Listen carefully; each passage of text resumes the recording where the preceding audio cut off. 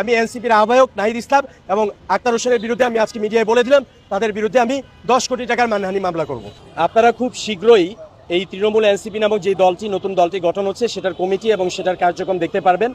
এবং আমি এতটুকু আপনাদেরকে প্রতিশ্রুতি দিচ্ছি, জুলাই গণঅভ্যুত্থানকে ধারণ করে সত্যিকার অর্থে বাংলাদেশপন্থী একটি রাজনৈতিক দল হবে এবং সেখানে এনসিপির বিভিন্ন জেলার সবচেয়ে ত্যাগী সবচেয়ে যোগ্য যারা আছে তাদেরকে আপনারা এই দলে দেখতে পাবেন।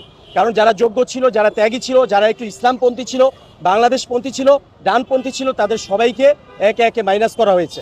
ফেনীতে কমিটি দেওয়া হয়েছে, সেখানেও একই কাজ করেছে, আওয়ামী লীগের দোসরকে দিয়ে কমিটি দেওয়া হয়েছে। হবিগঞ্জে ঠিক একই স্টাইলে যারা যোগ্য ছিল তাদেরকে মাইনাস করা হয়েছে, বান্দরবানে একই স্টাইলে করা হয়েছে, ঢাকা মহানগর থেকে শুরু করে সব জায়গায় তারা এই ধরনের পক্ষপাতিত্ব।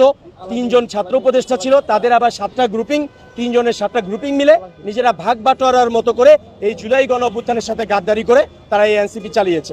এবং আমরা খুব আশা নিয়ে, খুব ভালোবাসা নিয়ে, দেশকে ভালোবেসে আমরা এই এনসিপিটা করেছিলাম।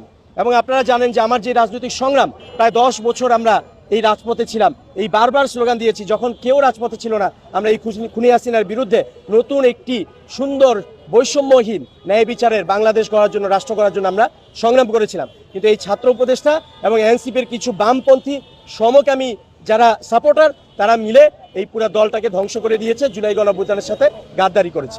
আমরা দেখেন খুনি হাসিনাকেই ভয় করি নাই, অবশ্যই অনেক হামলা হুমকি অনেক কিছু আছে, প্রতিনিয়ত আমি হুমকি পাচ্ছি এবং প্রতিনিয়ত আমার বিরুদ্ধে আমার পিছনে লোক লাগানো হয়েছে, তারা আমাকে ফলো করে এবং আমি সেটার জন্য থানায় জিডি করেছি। কিন্তু আমি আল্লাহ ছাড়া আর কাউকে ভয় করি না। আমরা জুলাইতে আল্লাহর উপর ভরসা করে যেমন নেমেছিলাম, আমরা ভবিষ্যতেও আল্লাহর উপর ভরসা করে এই তৃণমূল এনসিপি বাংলাদেশের মানুষের ভালোবাসা নিয়ে ইনশাল্লাহ এগিয়ে যাবে।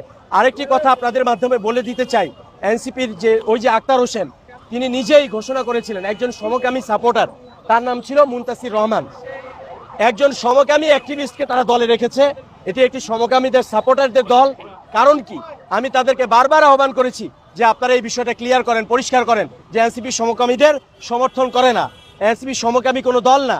এবং আমি মুনতাসির মাহমুদ, আমি যে ওই মুনতাসির রহমানের কারণে আমি যে অপমানিত হচ্ছি, আমাকে যে নিউজ করা হচ্ছে, আমার পারিবারিকভাবে সামাজিকভাবে যে আমি হেয় হচ্ছি, এই বিষয়টা আপনারা পরিষ্কার করুন।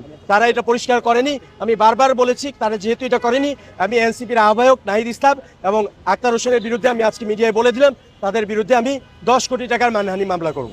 ইতিমধ্যে বলেছি তারা ব্যাপক নিয়োগ বাণিজ্য করেছে, তারা বিভিন্ন সময় টেন্ডার বলেন এই কাজগুলো তারা করেছে এবং টেন্ডারগুলো তারা অবৈধভাবে আওয়ামী লীগের কোম্পানিকে দিয়েছে। সেজন্য আমি বলি, আমি মুনতাসির বললে তো হবে না, তাদেরও তো একটা ফেয়ার ট্রায়ালের বিষয় আছে। সেজন্য আমরা চাই যে দুর্নীতি দমন কমিশন দুদক তারা যাতে স্পষ্টভাবে তাদের সকল কর্মকাণ্ড তদন্ত করে এবং সেই অনুযায়ী তারা যদি দোষী হয় তাদের বিচার করে এবং এই উপদেষ্টাদের কোনোভাবেই এই জাতীয় নির্বাচনে অংশগ্রহণ করার কোনো সুযোগ নেই। যুব অধিকার পরিষদ নামে বিপিনুরের যেই যুব সংগঠনটি আছে, তারা কিন্তু স্পষ্টভাবে অভিযোগ জানিয়েছিল দুদকে, তারা কেন সেই দুদক কোনো ব্যবস্থা নেয়নি? সেজন্য আমি এই প্রশ্নগুলো রাখলাম।